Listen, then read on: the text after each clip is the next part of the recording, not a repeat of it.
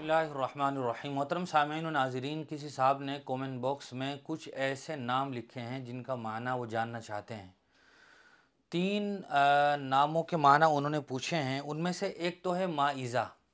माइज़ा के माना होते हैं किसी चीज़ को अलग कर देना, एक चीज़ को दूसरी चीज़ से मुमताज़ कर देना। इसको माइज़ा कहा जाता है अरबी में।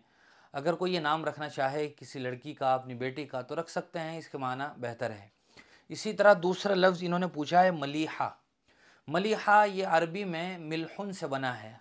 अरबी ज़बान में नमक को मिल्हुन कहा जाता है, उसी से ही ये लफ्ज़ बना है मलीहा, जिसके माना होते हैं असल नमकीन, नमक वाली चीज़। और मजाजन इसका इस्तेमाल खूबसूरत लड़की के लिए भी बोला जाता है। कोई चीज़ खूबसूरत हो उसके लिए भी मलीहा का लफ्ज़ बोला जाता है। तो अगर ये नाम भी रखना चाहें अपनी लड़की का, बेटी का, तो ये नाम भी रखा जा सकता है। इसका माना खूबसूरत भी हो सकता है, मलीहा।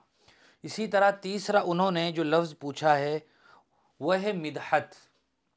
मिदहत का माना क्या है? अरबी ज़बान में मिदहत का माना होता है तारीफ़ करना। हम जैसा किसी की तारीफ़ करते हैं तो उसको अरबी में मिदहत कहा जाता है। सिर्फ़ इतना लफ्ज़ भी नाम के तौर पर रखा जा सकता है, लेकिन बेहतर है कि इसके साथ फ़ातिमा जोड़ लिया जाए। हालांकि ये दोनों अलग अलग कलीमे हो जाएंगे, लेकिन नाम बहुत अच्छा लगेगा, मिदहत फ़ातिमा। मिदहत के माना तारीफ़ हैं, और फ़ातिमा ये हुज़ूर अकरम सल्लल्लाहु अलैहि वसल्लम की चौथी और चहेती साहबजादी का नाम भी है। और फ़ातिमा के माना होता है वो ख़ातून जो अपने बच्चे का दूध छुड़ा ले, उसको फ़ातिमा कहा जाता है। तो मिदहत के माना तारीफ़, फ़ातिमा के माना दूध छुड़ाने वाली, और हुज़ूर की साहबजादी का मुबारक नाम, पूरा नाम मिदहत फ़ातिमा भी रख लिया जाए तो बहुत अच्छा है। उम्मीद है कि तीनों लफ्ज़ों के माना समझ में आ गए होंगे, और तीनों ही ये लफ्ज़ ऐसे हैं कि जो किसी का नाम रखना चाहें तो रख सकते हैं।